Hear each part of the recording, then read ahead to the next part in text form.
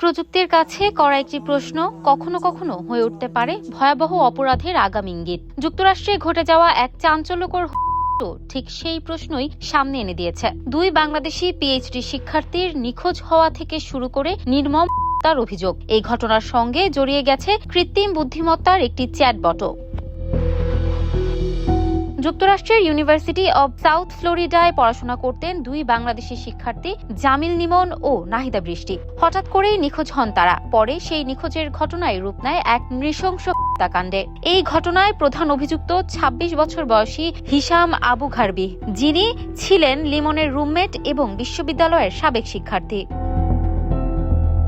তদন্তে উঠে আসে ঘটনার ৩ দিন আগে ১৩ এপ্রিল রাতে হিশাম একটি কৃত্রিম বুদ্ধিমত্তা চ্যাটবটের কাছে জানতে চান কাউকে হত্যা করে দেহ গোপন করলে কি হতে পারে। পরে তিনি আরও জানতে চান আইন শৃঙ্খলা বাহিনী কিভাবে এমন অপরাধের হদিস পায়।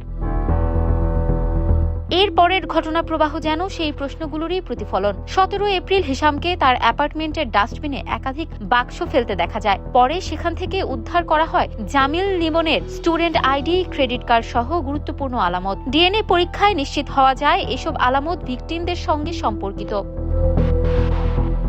পরিস্থিতি আরও ভয়াবহ হয়ে ওঠে যখন টাম্পা বে এলাকার একটি ব্রিজের পাশ থেকে ভারী প্লাস্টিক ব্যাগে লিমনের বিকৃত দেহাবশেষ উদ্ধার করে পুলিশ। প্রাথমিক ময়নাতদন্তে জানা যায় ধারালো অস্ত্রের একাধিক আঘাতে তার মৃত্যু হয়েছে। অন্যদিকে নিখোঁজ নাহিদা বৃষ্টিরও জীবিত থাকার সম্ভাবনা নেই বলে ধারণা করছে পুলিশ।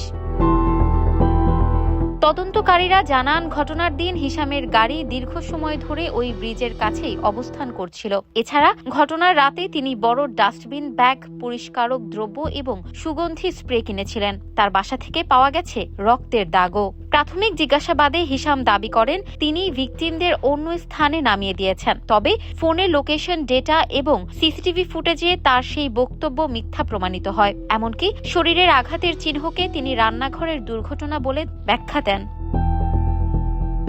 এই ঘটনায় হিশামের বিরুদ্ধে আনা হয়েছে পরিকল্পিত হত্যা, শারীরিক নির্যাতন, অবৈধ আটক, মৃত্যুর তথ্য গোপন রাখা এবং প্রমাণ নষ্টের চেষ্টা সহ একাধিক গুরুতর অভিযোগ। নিহত জামিল লিমন ও নাহিদা বৃষ্টি শুধু সহপাঠীই ছিলেন না, ব্যক্তিগত জীবনেও ছিলেন একে অপরের ঘনিষ্ঠ। তাদের পরিবার চেয়েছে ধর্মীয় বিধান অনুযায়ী মরদেহ দাফন এবং বিশ্ববিদ্যালয়ে তাদের স্মরণে একটি স্মৃতিস্তম্ভ নির্মাণ। এই ঘটনা শুধু একটি অপরাধ নয়, এটি প্রযুক্তির ব্যবহার, মানবিক বিচ্যুতি এবং অপরাধের নতুন মাত্রা নিয়ে এক কঠিন বাস্তবতা সামনে নিয়ে এসেছে। ইফাত আরা আইরিন, ক্যাম্পাস টাইমস।